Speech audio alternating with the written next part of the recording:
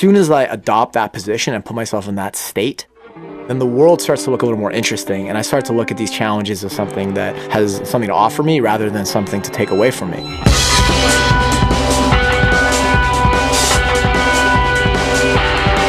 6 hours later, he's banging on the door, no shirt, covered in scrapes and cuts and bruises. This is some really heavy shit to lift. This is the weight of the world, and fuck, I'm gonna lift it. I'm gonna get it over my head, and when it's done, I'm gonna hold it up, and I'm gonna be really happy that it happened. Hey, I'm Brian Cauley. I'm Dhani Oks. And this is Constantly Varied, episode 5.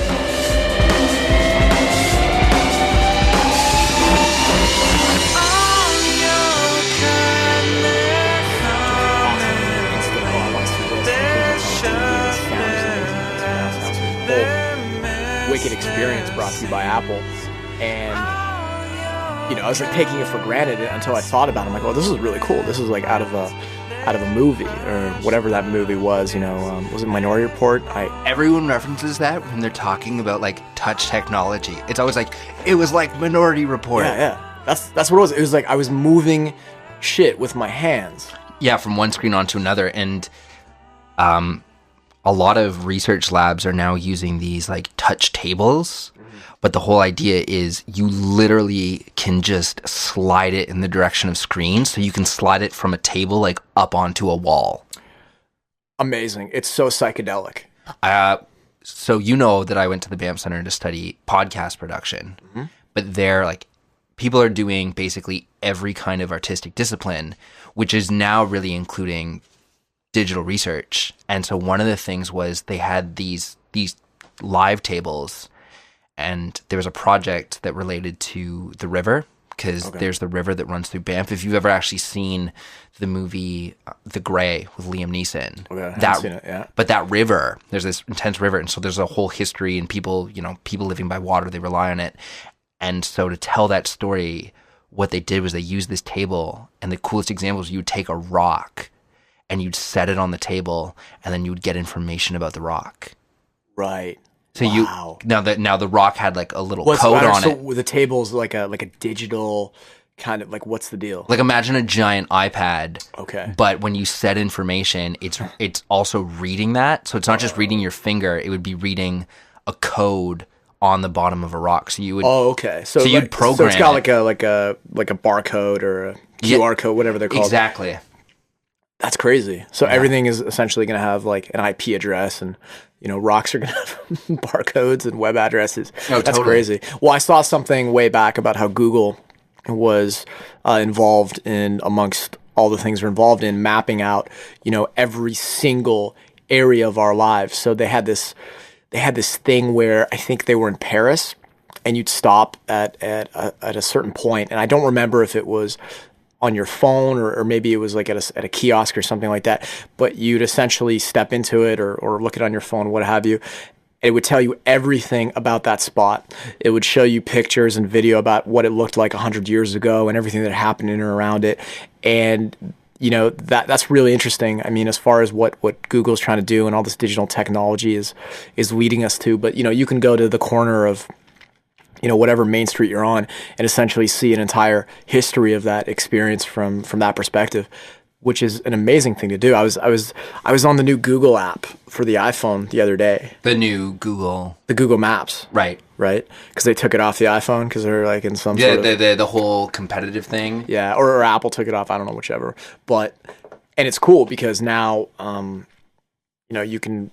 The more you zoom in, you actually see...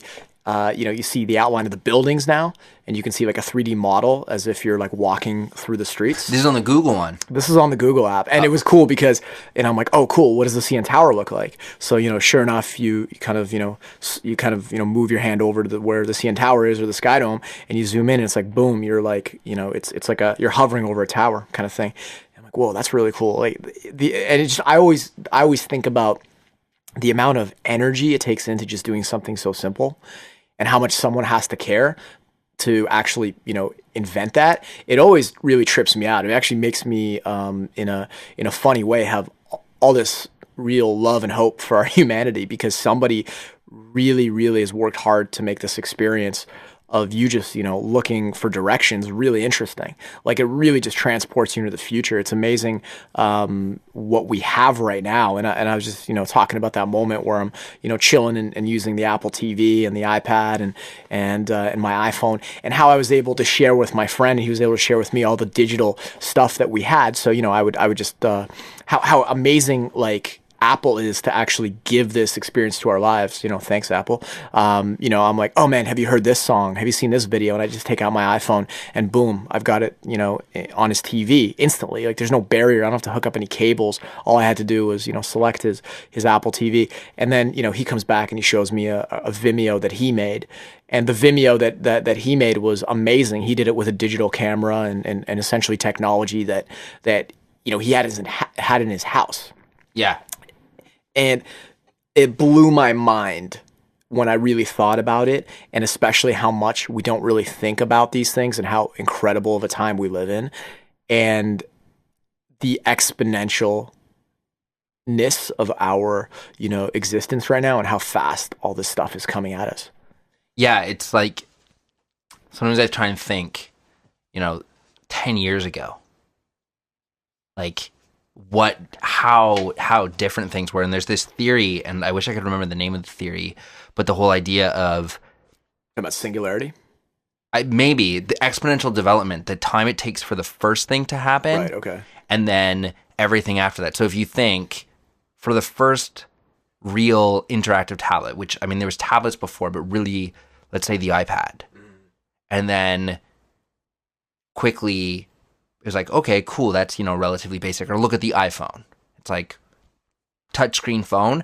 And now, who doesn't have a smartphone, right? Who doesn't have a phone that's connecting to the internet, that's got all this information? It's kind of weird, right? When you see someone with a flip, you're like, whoa.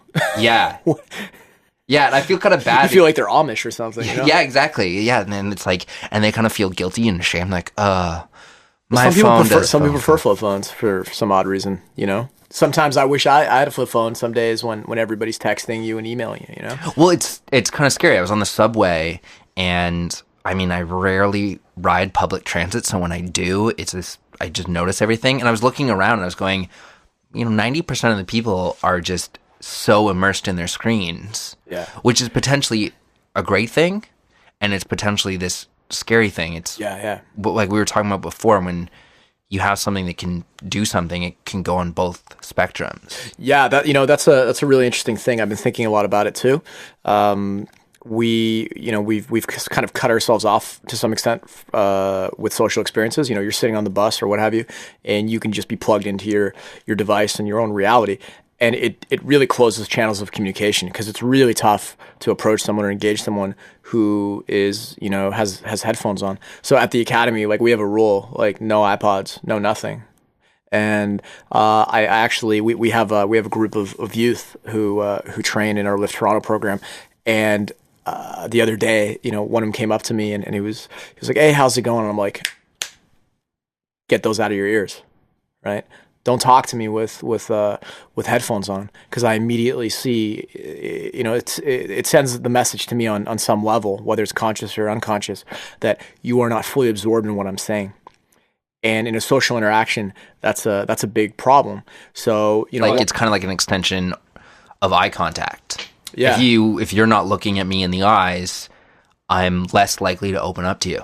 Absolutely. It's something I'm really studying right now, because I realized that some of my communication and my habits were very distracting for people.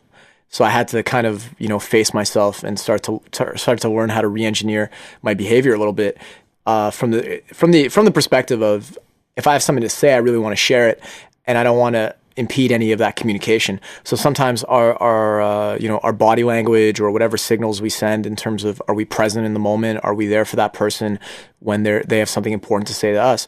I'm really trying to immerse myself in the moment. So technology, for all of the good that it does, can definitely take us into another reality away from a social reality, and it's something that is constantly under attack. Our social habits, our social skills, right? And I, again, because I deal with so many youth at the academy, I see that they're not really learning how to do that stuff. They're really plugged into their technology, but when it comes to human interaction, they're really dropping the ball. And which is a problem, because no matter where you get to, if these kids are really smart, they're really technical, they can program, they can do something in that world. But as soon as they get into an environment where they have to work with other people, it all comes down to basic rules of life. If you can't make someone else understand you, if you can't make someone else appreciate what it is you're saying, right, then no matter what idea you have, it's not going to matter. Yeah. Right? Yeah, it's funny how you were talking about Google Maps, for example, and the detail that someone went to in making that an enjoyable experience. Yeah. And you think there's someone on the end of who technically is fantastic at collecting information. But at some point, they have to go, there's an end user who's a person who's going to be absorbing that information, and I need to think about them. Yeah. And I need to think about how they're going to be using this. And for all these let's say, social-based skills, skills based in information or technology, when it comes to the last thing is always, or is people. Yeah. And either you have those skills, or someone else does. But the more skills you have, the better equipped you are. And that's what I found really interesting about Steve Jobs. And we've talked a lot about this. We've already talked a lot about Apple, but I'm a huge fan of Apple and Steve Jobs and its history. And the big thing that distinguished him from the other contemporaries of his time was that he understood this intersection between humanity and technology, right? Yeah. And he was the one who really, I think, pioneered the movement for looking at technology through a human perspective. And it sounds kind of, of course, but nobody really did it in a way that really meant anything until, he really did it. So I think that the guys who've really been able to break through, and girls who've been able to break through that technological, human interface barrier, they're the ones who understand that. It's funny. I love the movie Social Network. I read the book, and incredible movie, great movie. But what's interesting is, in that movie and in the book, you have Mark Zuckerberg, who by all accounts was a total he didn't have social skills on the level that you would expect someone who essentially started a social network, the biggest social network of all time. His social skills were shit, and it was amazing that he was able to start a platform in the beginning anyway that really understood social interaction. There's that scene in the movie where he's coding, and then his friend walks up to him and he's like, "Hey man, I want to know if this girl likes me." Right? Sorry, I want to know if this girl is single or not. Right? And then he had the light bulb moment where he's like, "Of course, relationship status." Yeah. Oh, it's so, yeah. And it's, well, Mark Zuckerberg, I know he has a mild form of Asperger's. Right. And my mom, when she started teaching, she was in EA, so she was working a lot with people who have certain types of developmental disorders and learning disabilities. And she said sometimes those people can be the most hyper aware of social sort of what's going on. They just see everything so literally. Right. That he's going, of course, he just calls it what it is. Right. He's it's funny. I've heard, I think it might have been on another podcast, could have been the Joe Rogan podcast, but they were talking about how things like Asperger's or autism, they might actually be some sort of, evolutionary trait, something along the lines of, there is so much information that we are faced with as humans right now, right? We get so much input and so much stress. And a lot of us are subject to the ebb and flow of whatever stresses come into our lives. We're really in it, you know what I mean? Something happens, we get emotional and we're sort of off on this course. But anybody who has this kind of emotional disconnection to life is able to kind of take it all in and be fairly, apart from it and able to see it for what it is. And it's looked at as a problem. It's like, well, what's wrong? You don't have any social skills, or you have a hard time interacting with real people. But it's funny because there's some kind of advantage to all that, where you can actually sit back and be like, okay, you're watching, life go by, and you can sort of see it for what it is. And I've heard that theory. I don't necessarily agree with it. Like, there's a million theories as far as what autism is and all these other things. Oh yeah, it's something that's ridiculously misunderstood. Yeah, like everyone's got a theory. It's nutritional. It's mercury. It's this. It's that. It's I don't know what it is. I'm not gonna at all try to attempt to answer that. But I really enjoyed thinking about this theory because it kind of makes sense. If we're at this place in our evolution, right, and we are evolving in just much different ways, right? Our body is not necessarily evolving. Our consciousness is evolving. Our culture is evolving. Are we at this point where the most productive people out there, the ones who can really, do a lot, the geniuses, the most brilliant people, are they the ones who are really disconnected from humanity, right? Are they the ones that don't feel the things that we feel? It's an interesting thing to think about, and whether it's technology or whether you think maybe athletics, maybe it's somebody who's just able to do things on a physical level, tying it back to that a little bit, maybe, I don't know. But it's an interesting thing to think about. It's an interesting thing to think about because, maybe on a conscious level, you and I can maybe control some of that in our lives too. Are you thinking because they're so disconnected that the stuff that's not necessarily key to evolving, like the social stuff, it's helpful from an emotional perspective because you and I kind of need that. We feel like we have this need to connect, but because they kind of just aren't caught up in it, and they don't, that it's like, because of that, it just doesn't get in the way of their information. Like, where I'm trying to think about where it falls in that.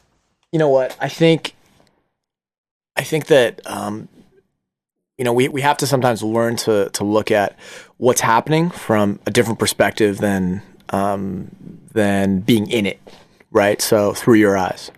So we need to be able to look at what goes on from kind of this, like this Goodyear blimp position, just kind of hovering over the action and seeing the things unfold and seeing that, as much as we go through things, other people go through things, and not everything in the world is your fault, or not everything in the world is, is good because of you. All these things, we have to learn to peel back from that. Some of the advice I give people, when I give advice when it comes to like personal dilemmas, and I went through a lot of depression growing up, like a ton, like there wasn't a day where I wasn't dealing with it on some level, right? And the only time I was able to gain any sort of control over it was through the idea of watching my life as a movie. And the analogy that I like to play with a lot was, let's say you are watching a film, okay? You're watching a movie, and it goes something like this. Guy wakes up in a beautiful house, goes to the breakfast table and gets his perfect breakfast by his perfect wife, made by his perfect wife, hugs his perfect kid, and the kid goes to school, he goes to work, comes back, has a perfect dinner, goes to bed, repeats, right? Kind of like you're talking about like the Truman Show or something. But it's a boring movie. Yeah, it's a shitty movie. So me as a spectator, I'm like, fuck, like let's see some action. Like maybe have like a like a kidnapper bust through the door. Yeah, you need that conflict. Yeah. So of course you need conflict because that's what tends to make things happen, and we tend to really find out more about life and ourselves through conflict. So I tend to try to adopt that perspective in my life when something happens that's kind of shitty. I try to look at it like, what, there's some good stuff here. This is going to be some interesting things to play with. And as soon as I adopt that position and put myself in that state, right, then the world starts to look a little more interesting. And I start to look at these challenges as something that has a degree of information and education and something to offer me rather than something to take away from me. And that simple state shift into that perspective really, really changes your perception on situations. So I like to try to play with this within my mind. If I'm dealt with a particularly difficult situation, I'm like, okay, well, what are all the angles here? Yeah. Yeah, it's funny that you talk about being caught up in something and then kind of taking a step back and looking at things sort of outside. Right. Recently, like one of the things is I've realized with me, I can get really caught up in what someone's saying on a literal level, and so much so that I don't step back and go, well, what are they actually saying? You know, people, there's the words that are coming out of their mouth, but that's not always exactly what they're saying. And it can be everything from they're sort of mixing up terms. They're using one word, but they really mean another word. And sometimes that changes. And as someone who has kind of been obsessive about communication for my entire life, like I was the kid who'd go to my parents and yell at them about a word and its definition in the dictionary. I'm like, that's not what this means. You're not using it right. But it's sort of, my dad would always be like, if you know what I mean. And there's arguments on both sides, but sometimes I get so caught up and frustrated over what someone's saying on a literal level that I cannot understand what they're trying to communicate, and then everything's just lost. Like I actually get frustrated about it. Right. And it happened recently. Like I just completely broke down. And they're like, why are you getting so upset? Like, why you're attacking me? And I was going, I'm not trying to, I'm sorry. Well, what did they say? They were, it's funny because I know they listen to this podcast. So they were talking about art. They were talking about art, and the term visual art came up, and then art, but meaning visual art. Okay. But also meaning art in general. Yeah. And I just, like, that just somehow just kind of fried my brain. Like, I just confused it. And then I was getting so frustrated that I really upset them. And I had to call them afterwards and be like, I'm sorry. I did not mean to attack you. But I just kind of like, everyone's like, whoa, you just went off. And wow, I've never seen you mad before, Brian. Yeah. That must have been something. It's like when It's like I see you turning like the Incredible Hulk, kind of getting all green and just. Well, yeah, like internally, I was just like starting to be like, oh my God, I'm shutting down. But why are you so mad? Like, what's the deal there? It's, I'm frustrated because I stopped being able to understand. It's like my brain is just trying so hard. It's like if you were lifting a weight and you just couldn't lift it, but you just kept trying. Let me ask you something. I'm going to put on my Freud glasses here and smoke my pipe. But like, why is that so frustrating? I mean, could you not let go? I mean, could you probably understand what they were saying anyway? They just weren't using the appropriate words to please you. I bet you if I had just, like we said, if I had just taken a breath and gone, okay, take a step back, like repeat everything they've just said in your head. Like you said, like look at it like a Goodyear blimp. Right. I probably would have gone, oh, that's what they're saying. Yeah. But I'm so just caught up in my own head. Yeah. And earlier, like a year ago, I had a big conversation with a friend about this exact thing. I said, when you say things, I take them literally. And she goes, you have to understand, I'm an abstract talker. Right. And so now with this other person, I can go, oh, you speak more in abstract terms. Because I actually did when I was younger, you know that I had a brain tumor. Yeah. And I did this sort of social abilities test. And it was to see where my brain was at and where I was developmentally. And I did like exceptional on everything except for that one. Like in literal cognition, or in sort of in social interpretation, I basically got a failing grade. So when you say social interpretation, you're referring to the ability to pick up cues like body language and not body language, like just in what someone's saying. So it'd be if you said something and what you said on a literal level wasn't exactly what you meant. So kind of like I think they call it meta messaging, like the messages in between kind of the words you're saying.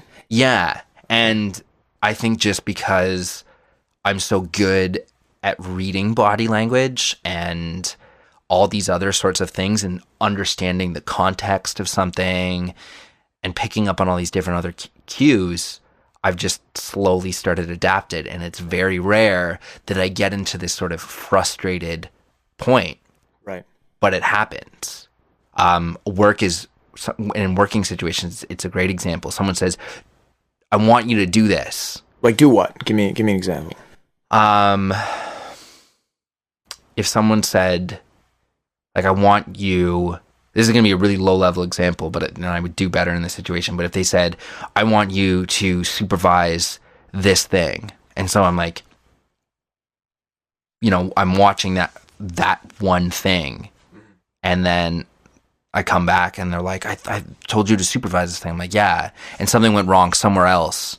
And they were like, well, I figured you would have just thought to look over everything else. And I'm like, no, because you said supervise this one thing. Right. And so where I'm catching myself is nowadays what I would go is, you asked me to supervise this one thing, but I bet you meant to say watch more than that. So I'd go, hold on a second, let me clarify. And I've done that, and some people have been like, yeah, of course I mean watch elements X, Y, and Z. Right. In my head, I'm going, you said watch, supervise element X. Right. So it's like, someone invites you over to take care of their dog.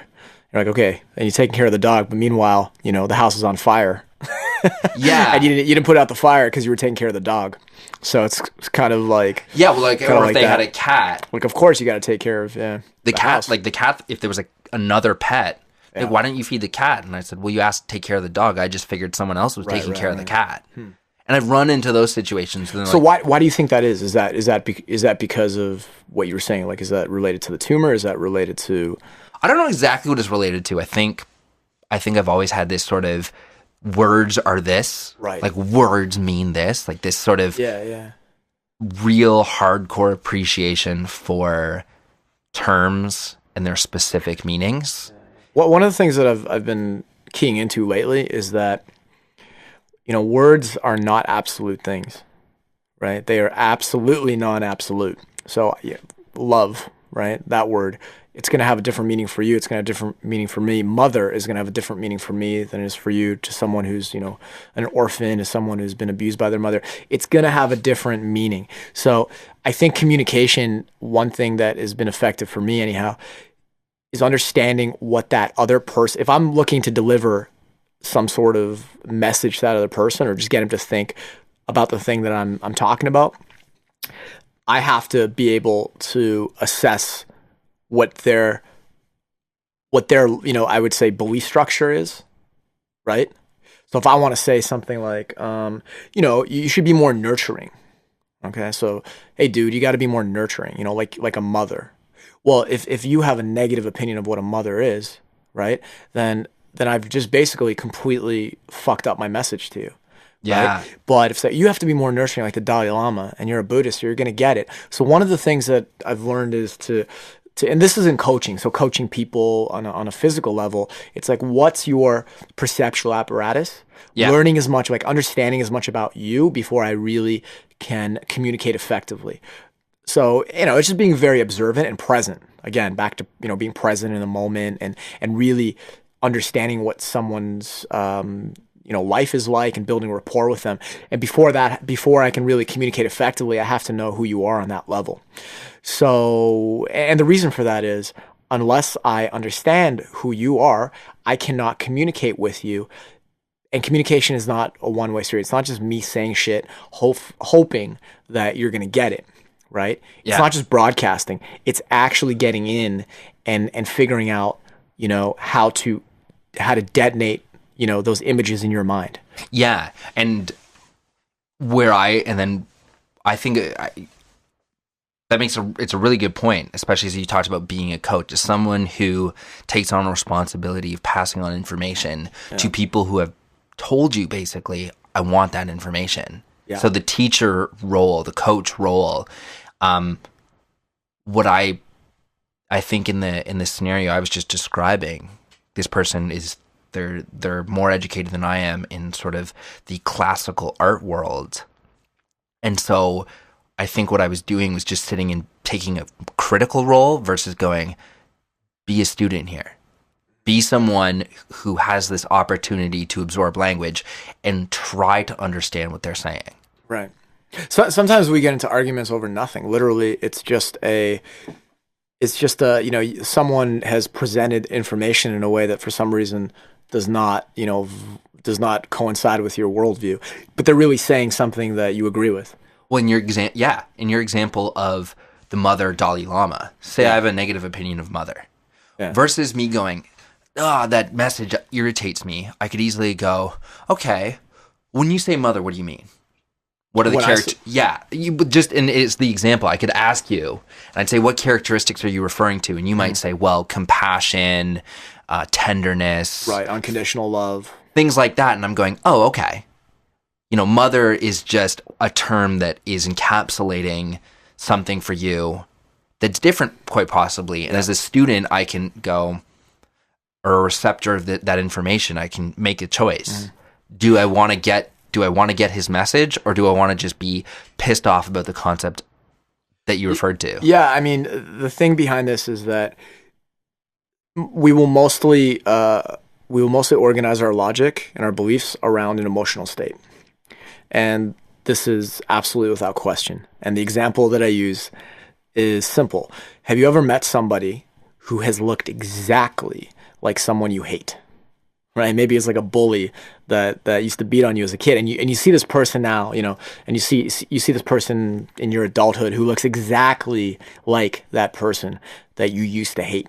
Okay, have you had this happen to you? Oh, totally. Right. So what generally happens is you see this person, you've never met them before, you have no idea who they are, but you start to think that, this dude is a really shitty person, he looks like an asshole, and you start to have all these thoughts that are essentially organized around your initial emotion. I think, and I can picture the social scenarios too, where I'm just sitting there and I hear you hear people go, and they're like, oh, that girl looks like such a bitch. And you're like, why? Why? She didn't do anything to you. You don't even know her. She just kind of looks like the kind of girl who'd be a bitch. That's it, right? That's literally it. So your emotional, what arises emotionally tends to dictate what happens logically.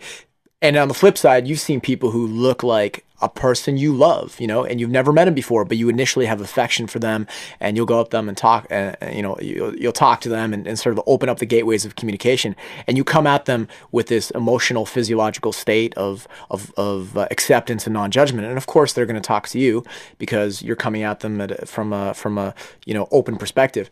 So it's really interesting that we tend to form our experience around emotion. That's why I was saying in the last episode, if you don't understand how to regulate your emotions effectively, you're probably going to end up either closing off certain experiences, right? Basically getting into arguments and disagreements when you could have gotten into something that was more productive, right? Like maybe this dude who you're talking to about art, I mean, maybe there was an initial state that dictated the rest of your experience. When people come at other people in a negative fashion right off the bat, it's very hard to convince them otherwise. It's very difficult. And what tends to happen, it escalates into disagreement. And whenever you're in disagreement, here's the thing. Disagreement states are fight states. And it doesn't matter. We talked about this in another podcast. It's like, if you start yelling at me, right? And you start arguing with me, and we're in a fight, and if you start saying shit like we said last time, you gotta keep, puppies alive, right? I'm gonna say kill puppies, right? I'm gonna say kill puppies because you're saying, you gotta keep puppies alive. Yeah, because you're not hearing the message, you're hearing the emotion. I'm just gonna disagree with you. And this is actually something I really looked at when I was studying my master's, is how we absorb information. And when you are emotionally engaged, your emotions start overriding your cognitive and logical absolutely argumentative ability. So you kind of stop going, oh, this is actually what I think based on what's being said. You just hear these emotions and you start responding to the emotions. Yeah. Typically. So if you yelled a really positive thing in a really angry tone. And I was talking to someone about that. They had this really, really good view on I've been having a lot of these like art conversations recently with people, and they made this one point about art as a form of therapy. And like my older sister, she talks about this as well, as art being this great form of therapy. And this other person was saying the exact same things. I'm like, oh yeah, I've totally heard this message before. Like I've gone through drum therapy, but they were so emotional about it. Okay. in sort of a, this isn't happening and it's frustrating me that it's not happening. And it took a lot of effort for me to hear what they were actually saying. So the advice I said was, do you want people to hear your message, or do you want people to hear your frustration that art therapy isn't as prevalent today as it should be? Right. And they were like, well, I want people to hear my message. And I go, yeah, because all what I'm hearing is the frustration. It's funny, as much as we think we want people to hear our message, sometimes we just want to be heard, period. Right? Sometimes the message doesn't even matter. I've heard the thing that humans really want most out of their life is to be appreciated. Right? So that makes sense. If you're talking and people aren't listening to you, you don't feel like you're appreciated. Yeah. That's probably one of our most significant emotional states. We want to be appreciated. And that's what I was, getting at with this whole social skills thing. If I'm talking to you and I'm distracted by my phone or what's what's on my iPod, then I'm not giving you my full attention, my full appreciation. Yeah. And that simple social skill, I know now. I didn't know before, but I know now. That's what helps with your business. That's what helps with your relationships. That's what helps with just being a friendly person who is able to give people enjoyable experiences with you. It's a ridiculously simple thing. It's ridiculously powerful. And we tend to overlook that thing. And I know I grew up not really having role models around that idea. Like, you meet some people, they're just really well socialized. They understand how to, engage themselves in any social situation. And if you look at them, that's why they're generally very present in what they're doing. I mean, I'm reading this book now and they talk a lot about Bill Clinton. Bill Clinton was legendary, not only for being a great president and picking up women, but he was legendary for when someone was in his presence, they would report that they felt like they were the only ones in the room. Like all his attention was given over to them, and they felt great after meeting him.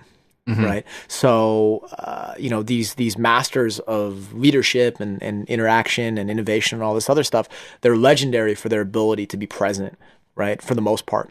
So I think when you are present in any moment, a lot of things open up to you. Maybe you're able to catch yourself making decisions that aren't effective for you, like maybe something that's overly emotional. I also like to think that reality is a funny thing. We've learned through just cognitive science and neuroscience that our perceptual mechanisms, our apparatus, our eyeballs, our ears, our sense of touch and smell and all that stuff, we maybe capture a fraction of reality, right? Mm-hmm. We really don't see that much. And what we do see, we filter. And a lot of those filters are set up to fit our experience. So when I heard that, I'm like, oh shit, we really don't have a shared reality. Like there's really no objective thing. So, or if there is, we could never reach it, because we always are seeing things through a filter. Yeah, and at first you're like, oh, well, this sucks. This sucks, like nothing's real. But then you're like, well, you know what? It's not so bad, because you can really engineer your reality a little bit more progressively. You can engineer reality in a way that's very effective for you. And I think that's a cool thing to play with mentally. Yeah, like I've thought that this for a long, long time. And I would say, it's so ingrained in me now that I've just stopped saying it, but I believe that you cannot prove anything is real. Like ultimately, probably not. And because I've believed that, I've stopped trying. I've stopped trying to go, this is this and that is that. Yeah. And sometimes when I get caught up in that, I take a step back and I go, everything is subjective. So why bother with that? Yeah. And then your focus shifts and it becomes much more about what's happening in a moment that you can control. What's happening that you can go, this is something I feel like I can affect. So that interaction with someone becomes a lot more important than almost anything else. I think it was Allen Ginsberg who said, sanity is a trick of agreement. And I've always loved that line because it's true. What is sane is the stuff that we just agree on. It's the stuff that we agree to. It's the space we agree to share. like everyone always says, what would have happened if if Hitler had won the war? Our world would be a lot different than it is now. That would be sanity. We look at it now, it's like, whoa, that would be awful. That would be insane. Well, unfortunately, reality is kind of like that sometimes. Well, gravity is a perfect example. Gravity, the world being round. Yeah. When these theories were presented, those people were insane. Most of the things that we accept now is true at one point. Yeah. And the thing is I think it's important to still accept that most of what we say is just a theory. Yeah, the world was flat, right?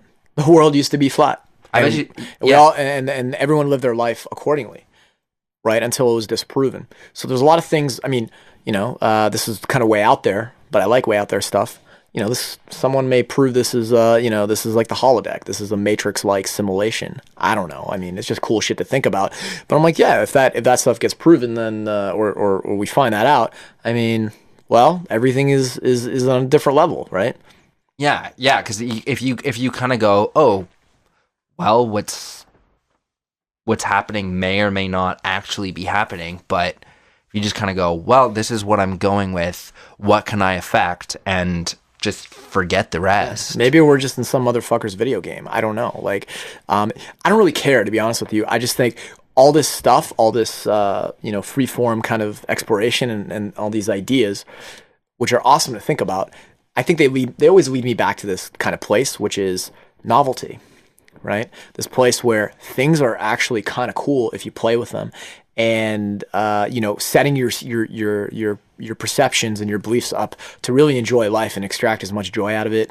Trying to take joy from every situation, to be good to people, to surround yourself with good people, so you can really just have as much fun and progression as you want. Help people out so they can get into a position where they're able to get the novelty out of life. Nobody likes to be in a state where everything's miserable.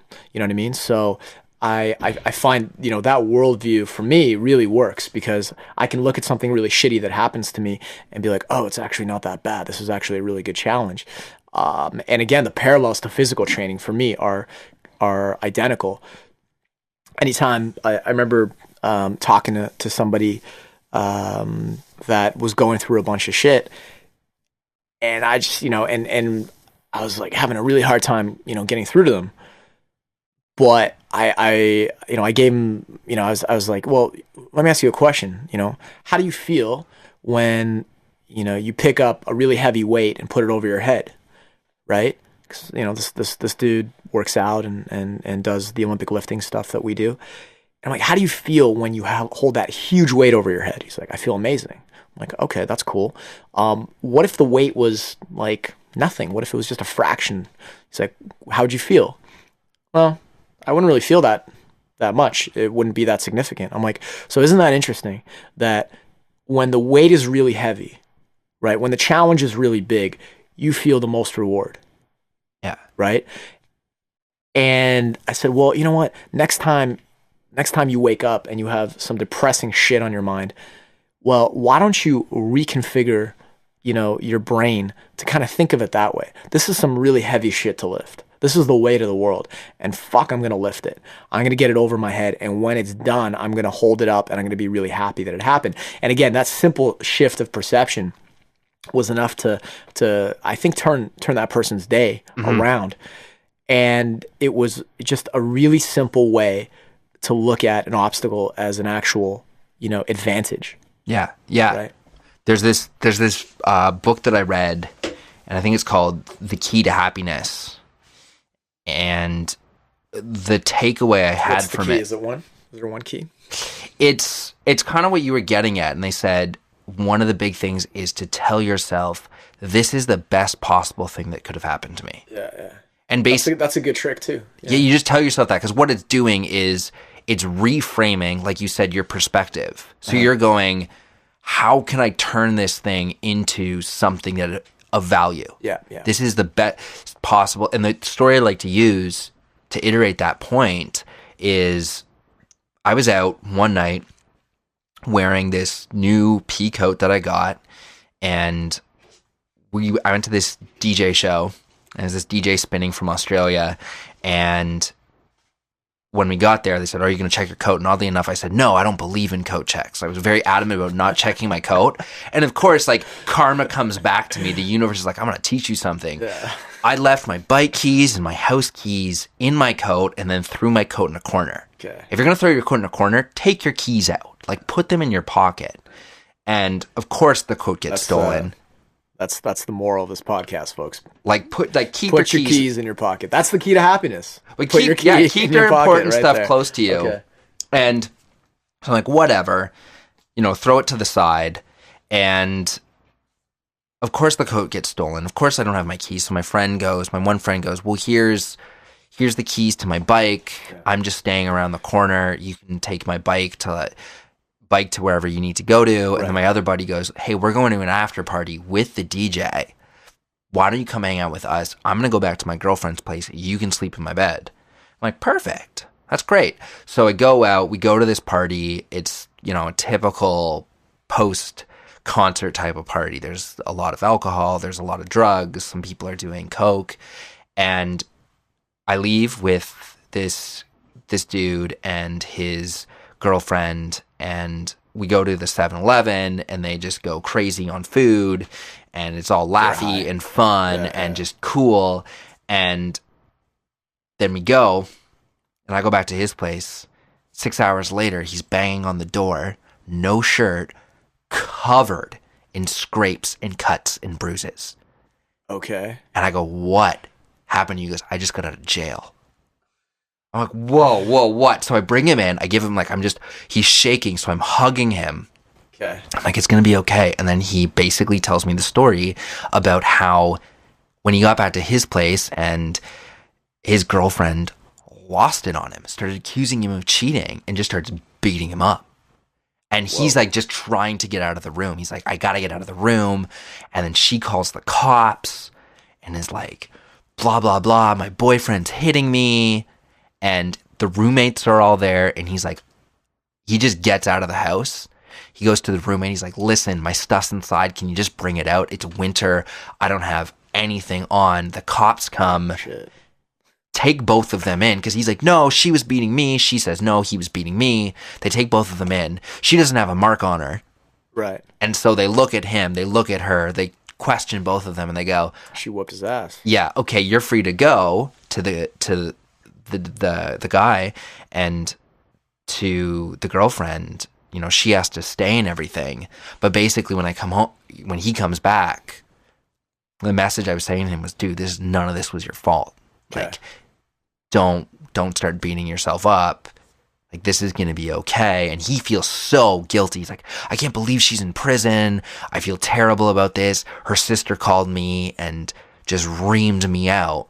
And I was like, "Man, when I left you two, you were fine. It sounds like someone slipped her something at this party and it was laced." Okay.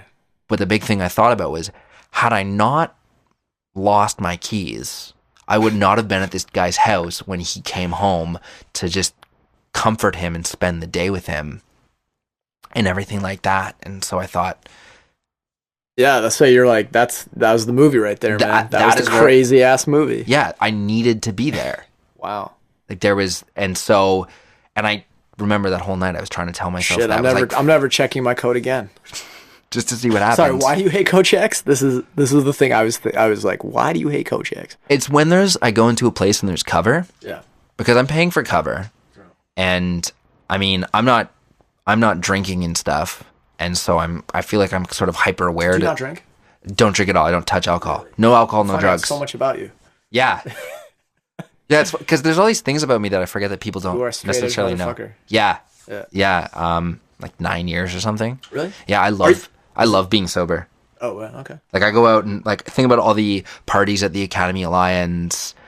You think, "Oh my God, he was at a DJ set and then he's going to an after party." Or I go to all night underground dubstep parties and stuff a lot. And yeah, just don't touch anything. And I don't know. I really like it. I think it's part of it is being able to observe people and being able to, yeah. And being for my friend and stuff, being some crazy stuff happens. Yeah. I want to be a stable base to be there for you, or just even the whole like, well, we're hungry, where do we go? We don't know where we are. And rather than like some cabbie or something just scamming people and taking them You're out a of the good city. person, man. Thank You're you. a good person. You allow other people to be irresponsible. Yeah, like, yeah. And the co-check thing is just, I'm like, I feel like it's a big scam to just get more money. Like, I'm just like, $3 to check my coat. I paid $3? $15. I don't think I've ever paid $3. Oh, there's some places, yeah. Right. And then if you've paid cover already to get in there, Yeah. it's like, whoa, maybe I'm just going sometimes to the wrong places. Yeah. I don't know. I remember Kochek ever pissing But the me other off that thing is, much. what kind of place am I going to where we can't just like leave our coats to the side?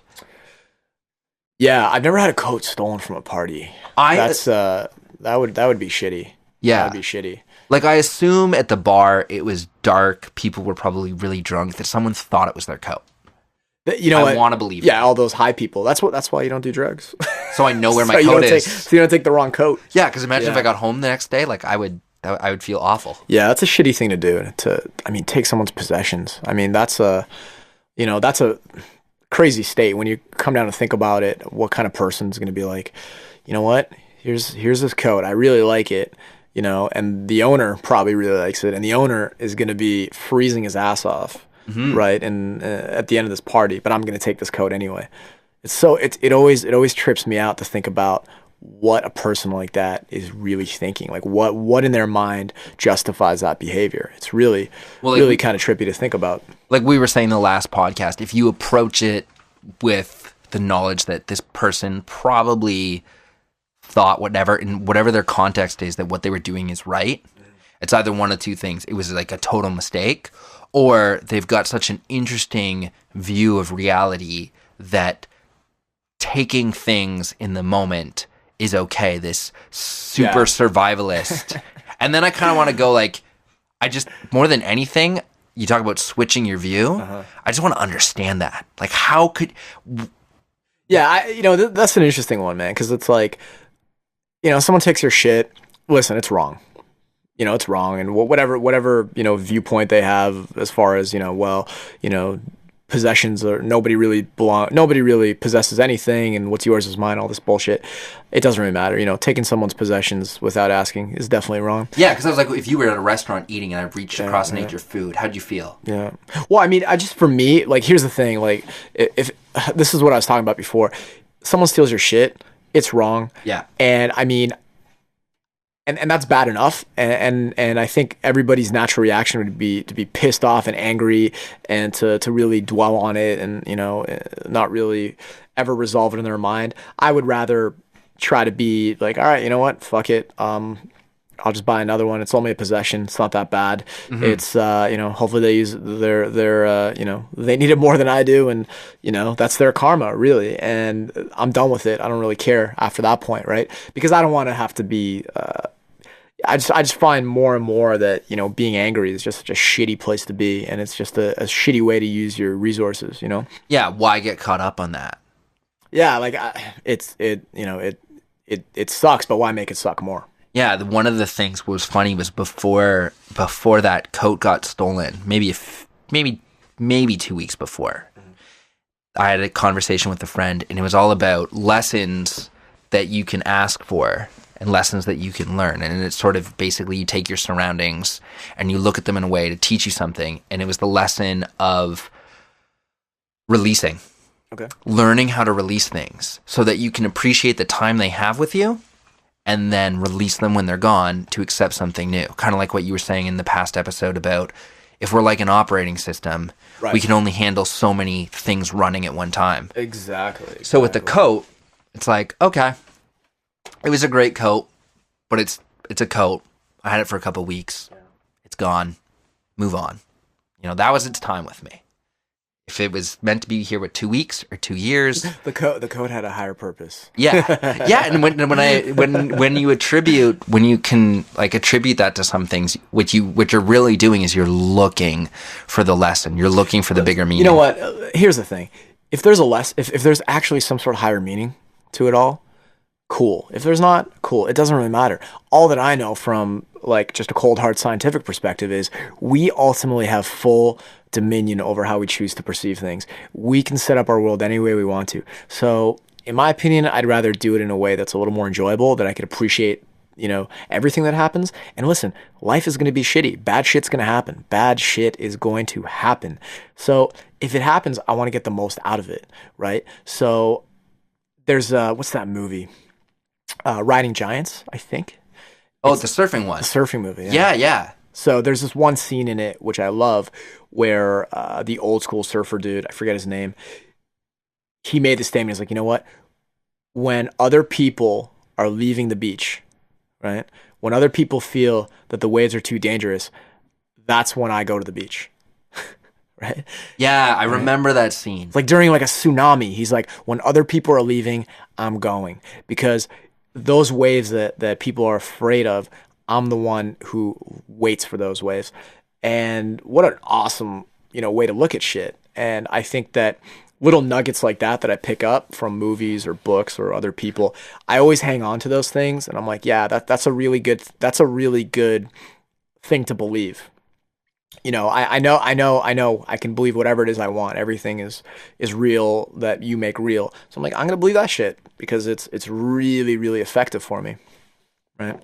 So, and to get hung up on things that really don't produce any value to you or other people is something that I think is probably at the crux of our human personal dilemmas, is how to maybe effectively understand that aspect of things. And that's, we talk a lot about, in our last episodes about that state of mind in some people. And I mean, we're constantly referring to that, that thing, that red state thing.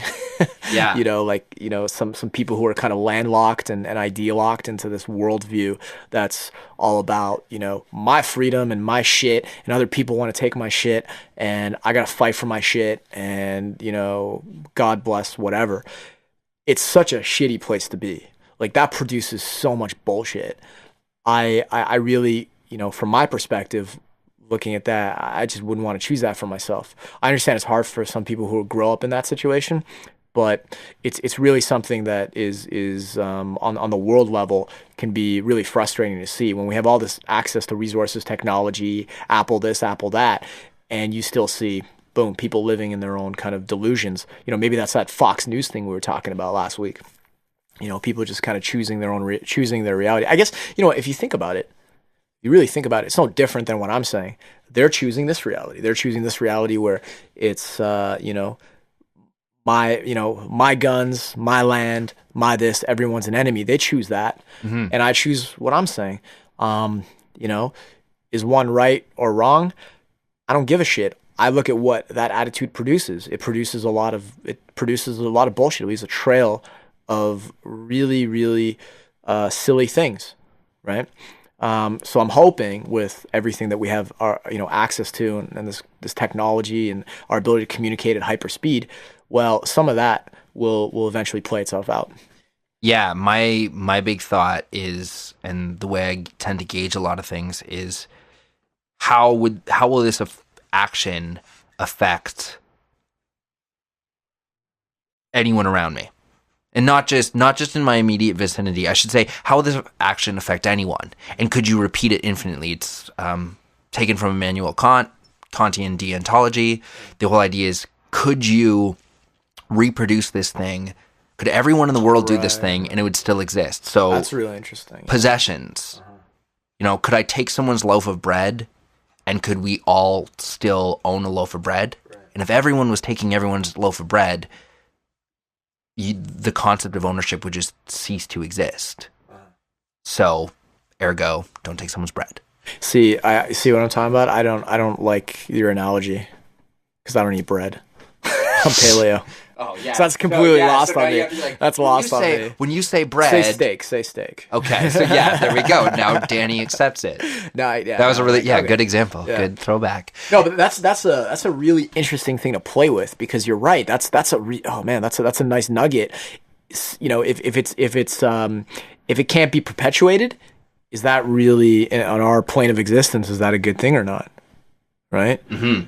right? So yeah, just my mind is kind of flooding with things to reassess. But that's a cool thing to Like here's one thing that I thought ponder. about the other day. So I make salads and stuff, and then I'm washing out my dish, and there's a little bit of salad left in there, and I can compost that, or I can throw it away, where it probably won't compost because it's stuck in a plastic bag in a landfill.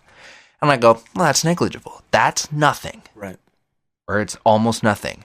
But if every single person in the world took that little bit, put it in a plastic bag and threw it in a landfill, how much would there be? And I'm like, there'd be billions of little bits. Yeah. And that's disgusting. That's just a massive amount of probably, a quarter cup of food times 6 billion. Yeah, it's funny. Like, I mean, we're talking about Tipping Point, the Malcolm Gladwell book, and I think he makes the point that a lot of big changes really happen through very small actions and a very small group of people. So that, to me, that's like an effective way to think. Because like I've gotten to that trap. It's like, I'm like, fuck this, plastic bottle. Like, I'm not going to recycle it. I'm not going to do the 10-meter walk over to the recycling bin because I'm too lazy. And it's only one bottle, right? Sometimes you can, I guess, really see how enlightened or evolved a person is by their ability to do small actions that seemingly have no real repercussion, but it's a powerful decision. It's a powerful energy to put out there, right? And from what I'm seeing in a lot of the thought leaders now are saying that, like on some sort of like critical mass level, small actions are really adding up. So I don't know why. There's a lot of theories about it. There's a lot of like, collective unconsciousness kind of dealios about that. But yeah, I think just like if you can appreciate those small things, right? Like composting or recycling or whatever, floats your boat. Those can add up, right? Well, here's one of my theories on it too, and how it adds up is because as we were talking about your perceptions and reality, and really that it all comes down to perception, I'm going, so my world at any given point is just what's around me. That's the same for other people. Their world is their perceptions. So if I'm walking on the street and someone threw a coffee cup and I pick that up and I recycle it, how many people's worlds have I now affected?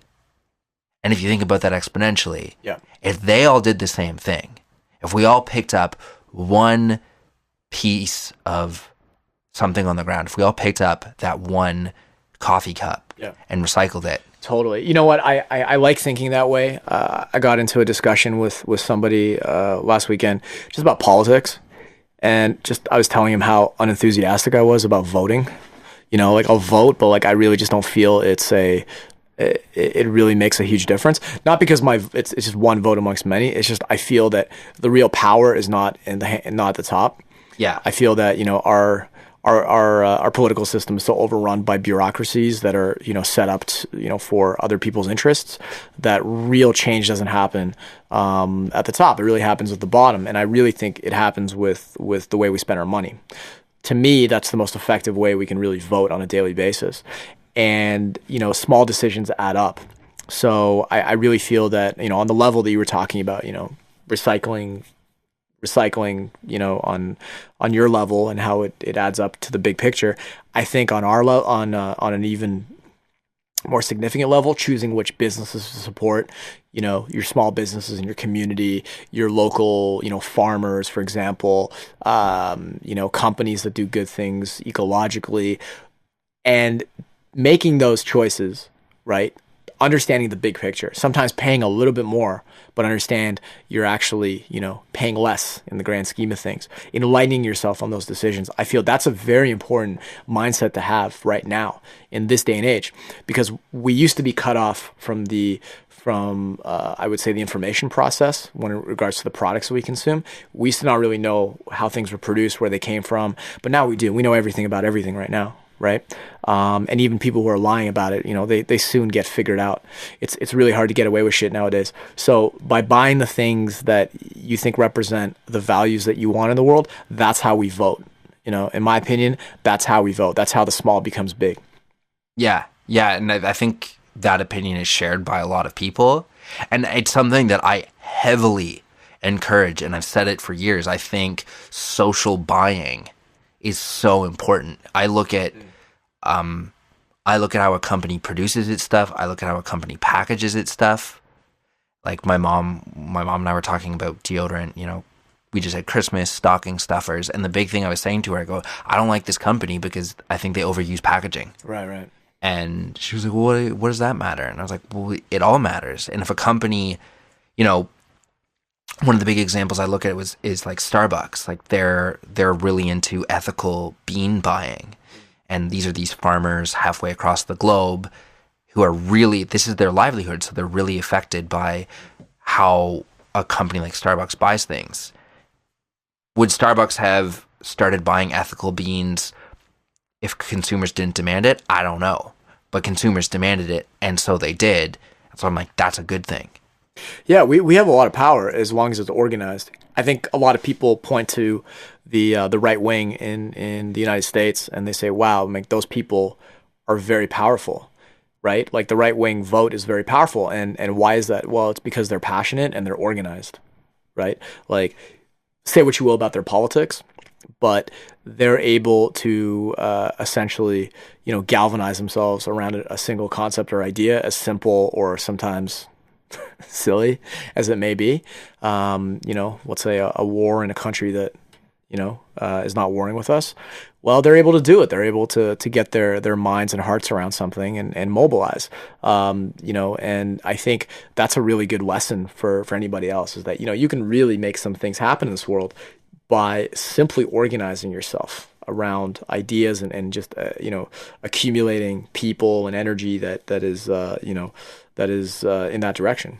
Yeah. I mean, well, in Canada, even on politically, the Conservatives, they're fabulous at changing the conversation. They've whittled down the political agenda to a small amount of issues that they want to talk about. And now the conversations about the things they want it to be about. Right. In a consumer market, it's really easy because if companies want to talk money, change whatever your value is into a financial idea. And all of a sudden you're talking on the same plane. Right. If they're going, I want to make money, and you're going, I want to save the rainforest. Sure. And you turn, saving the rainforest will make you money. Then their ears perk up and they go, okay, now I'm listening. Yeah, you see a lot of the huge green movement, and there seems to be a lot of commercials and advertising for companies that you're like, they could probably care less about the environment, but they're doing it because they think that it's the right message to send on a marketing level, right? They feel that to make a hybrid car or to advertise the fact that they're a green company makes them, dollars and cents at the end of the day. Cool. I'm all right with that. As long as they're actually doing it right, I'm like, okay, cool. That's an awesome thing that we tricked them into. Well, it's like how many companies now, whether they're serving an end product or it's raw goods, in the nutrition world and the food world, are serving something that's gluten-free. Whether it's a restaurant having gluten-free options, it's a company who makes bread and they're like gluten-free bread, gluten-free hot dog buns. And just because all of a sudden people started to say gluten-free is something I need. Right. And more and more people. Way more prevalent now than it used to be. 2 years ago, you almost would not hear the word gluten-free unless you were talking to a celiac. Yeah. And now all of a sudden it's like absolutely everywhere. And a lot of news organizations and stuff have looked into this. Yeah. And I think it's a great lesson that, people can learn. Like in the States, there was a big conversation in New York about taxing sugar. Really? Wow. Yeah. And I thought, we need, every parent needs to get behind this.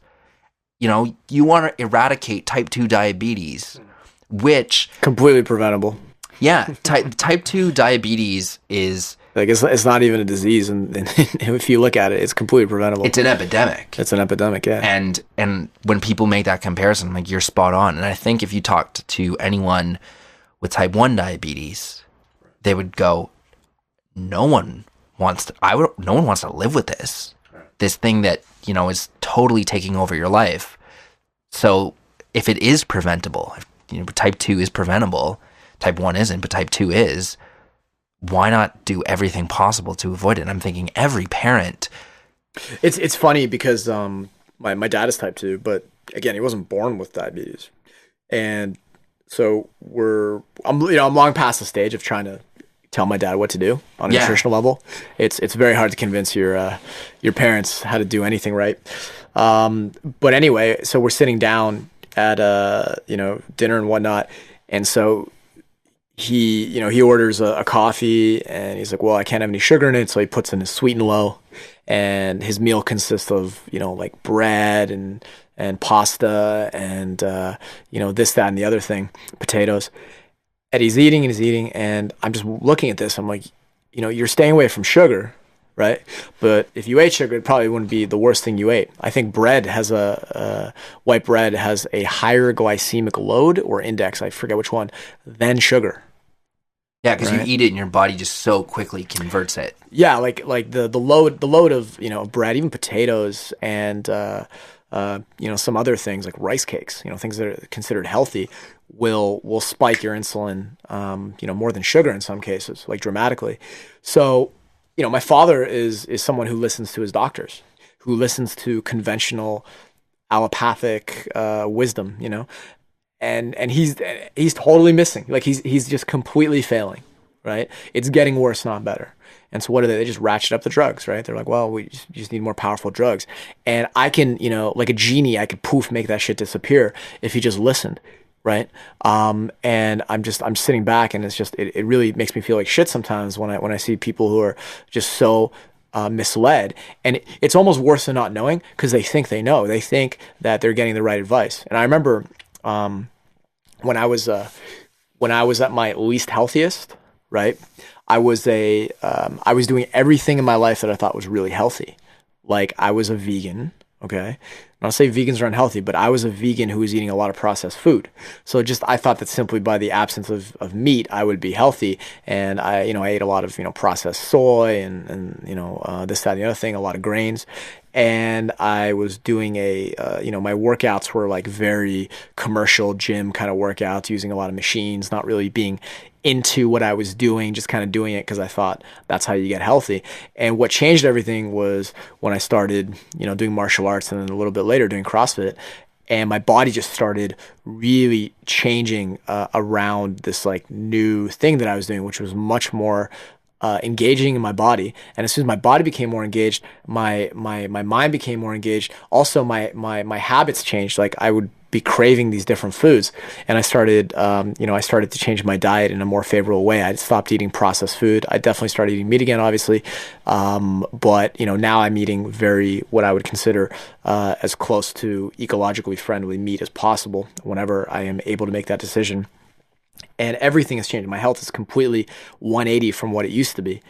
And it's funny because I look back on it now, and at the worst, when I was at my worst, I was doing everything that I thought was the best, right? Everything that I was doing was what everyone told me to do. I would read the health magazines, and I would take these vitamins, and I would, eat these healthy grains, and I would, do these, things for my abs and these kind of workouts. And it completely failed. And so a lot of what I do now is, about trying to educate people in the things that actually, I think work. It's funny that we're in a time now that, the things that don't work are the things that people do, right? And they don't know that they're doing them. That's slowly changing. Yeah. But it's still the dominant paradigm, in terms of, eat complex healthy carbohydrates, and, rice cakes and this bullshit, that bullshit. That's still the dominant paradigm. So hopefully some people listening to this might, investigate for themselves what's the good shit out there. Yeah. Well, that's a perfect example, I think, of, as we sort of talked about initially, how technology can be used for such a positive. We're sharing more information. We're much more connected. And you talk about this evolution. And I think it's sort of we much more easily can use our collective experience to benefit one another. Yeah, it's like things like this podcast, and I mean, I listen to a lot of podcasts too, and there seems to be a lot of people who are not afraid to come out on radio or internet or social media and just start saying stuff. Like, it's funny because a lot of the views I have now I actually had in high school. Like, this really hasn't changed much for me.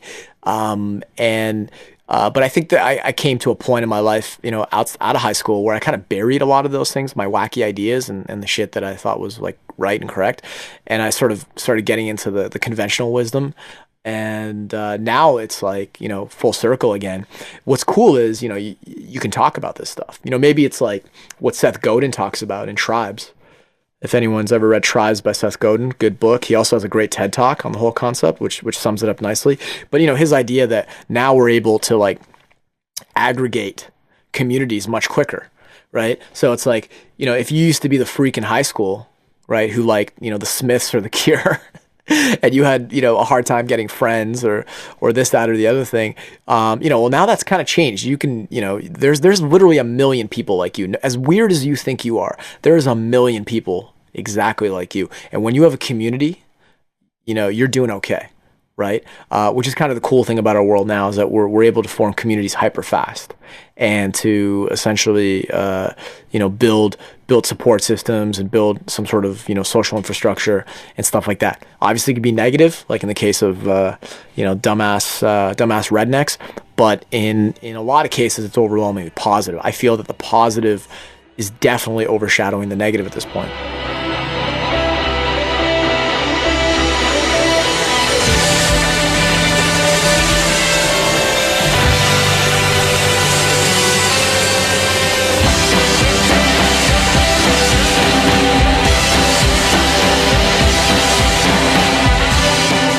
The views expressed in this podcast are not necessarily shared by anybody other than us. However, we do have a few people who are proudly supporting us, and hopefully they agree with some of the shit that we're saying. So, first and foremost, Academy of Lions. That's what we call home. Brian and I both work out there. I'm a co-owner as well.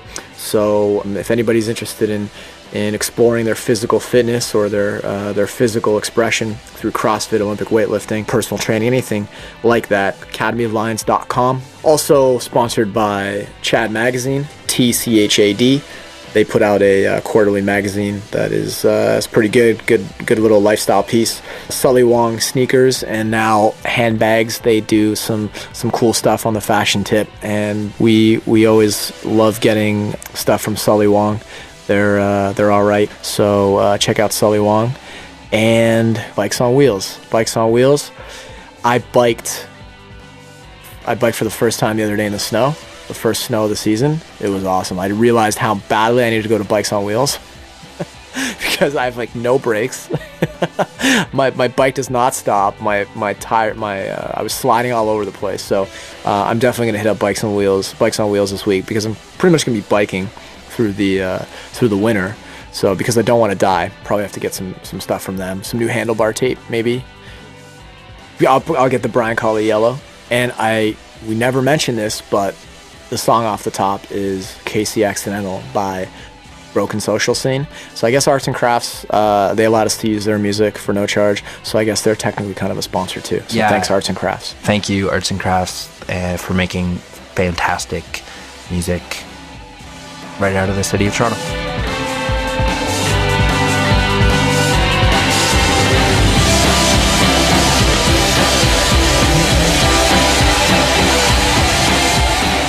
Make sure to check out our website, constantlywaried.net. We're on Facebook.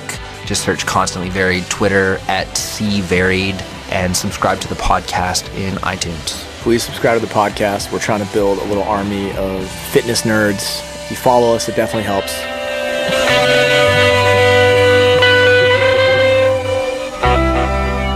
Thanks for listening. Cheerio.